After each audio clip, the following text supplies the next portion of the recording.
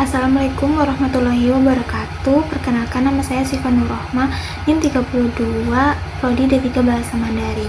Di sini saya akan menjawab pertanyaan dari soal untuk UTS Pendidikan Pancasila. Pertanyaan pertama, implementasikan salah satu nilai-nilai Pancasila dalam kehidupan sehari-hari Anda. Implementasi nilai Pancasila di kehidupan sehari-hari saya yaitu implementasi sila pertama Pancasila, ketuhanan yang Maha Esa. Saya menjalankan ibadah sesuai dengan agama yang saya anut secara rutin dan menghormati teman-teman saya yang memiliki keyakinan yang berbeda. Pertanyaan kedua, sebagai seorang mahasiswa, nilai Pancasila apa yang sudah Anda terapkan dalam dunia akademik? Sebagai seorang mahasiswa, nilai Pancasila yang sudah saya terapkan dalam dunia akademik adalah saya selalu berusaha menghargai pendapat teman saat berdiskusi di kelas, bersikap adil dalam kerja kelompok, dan dengan membagi tugas secara merata, dan membantu teman yang mengalami kesulitan dalam memahami materi kuliah. Pertanyaan ketiga, sebagai makhluk sosial, implementasikan identitas nasional yang selalu Anda junjung di masyarakat. Sebagai makhluk sosial, identitas nasional yang selalu saya junjung tinggi di masyarakat adalah rasa cinta tanah air dan semangat persatuan dalam keberagaman.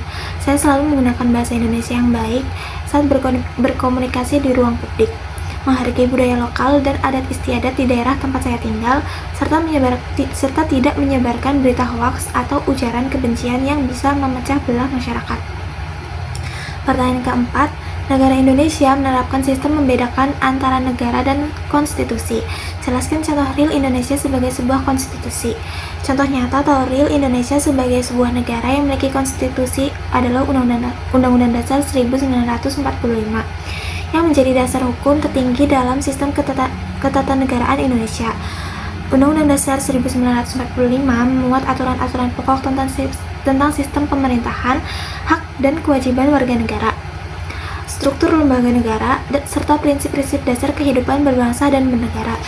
Misalnya pada pasal 1 ayat 2, kedaulatan berada di tangan rakyat dan dilaksanakan menurut Undang-Undang Dasar.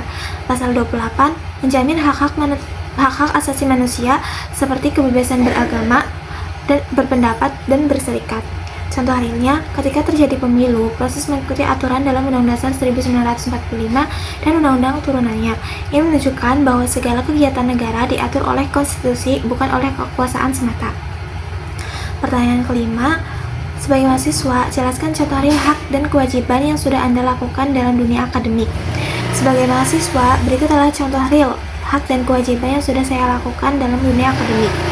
Hak, saya memiliki hak untuk mendapatkan pendidikan dan mengakses fasilitas akademik kampus, serta mengikuti perkuliahan, menggunakan perpustakaan, dan bertanya kepada dosen saat saya tidak memahami materi. Kewajiban, saya juga menjalankan kewajiban sebagai mahasiswa, seperti mengikuti perkuliahan dengan disiplin, mengumpulkan tugas tepat waktu, mematuhi aturan yang ada di kampus. Pertanyaan ke-6, Indonesia merupakan salah satu negara demokrasi. Jelaskan contoh real cara berdemokrasi yang tidak menyalahi aturan. Indonesia sebagai negara demokrasi memberikan kebebasan kepada rakyatnya untuk berpendapat, memilih, dan berpartisipasi dalam pemerintahan, asalkan tetap sesuai dengan aturan hukum yang berlaku. Contoh real cara berdemokrasi yang tidak menyalahi aturan. Yang pertama, mengikuti pemilu secara jujur dan damai, tanpa melakukan kecurangan, kampanye hitam, atau politik uang.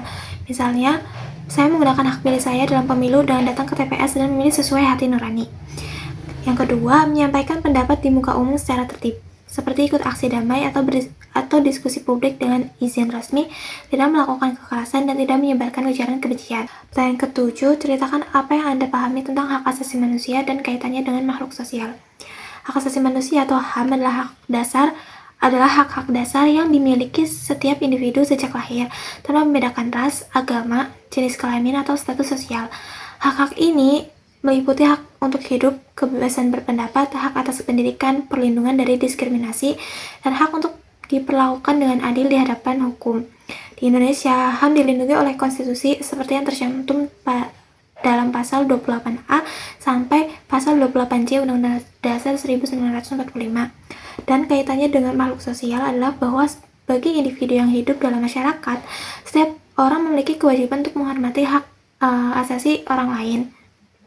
Dalam kehidupan sosial, keberagaman antar individu dan kelompok seringkali muncul, sehingga pengakuan dan penghormatan terhadap hak-hak orang lain sangat penting agar hubungan sosial berjalan harmonis.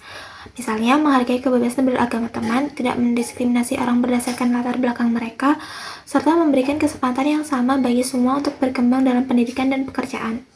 Dengan demikian, hak asasi manusia bukan hanya hak individu, tapi juga fondasi untuk menciptakan masyarakat yang adil, damai, dan saling menghormati, yang penting bagi kehidupan sosial yang sehat.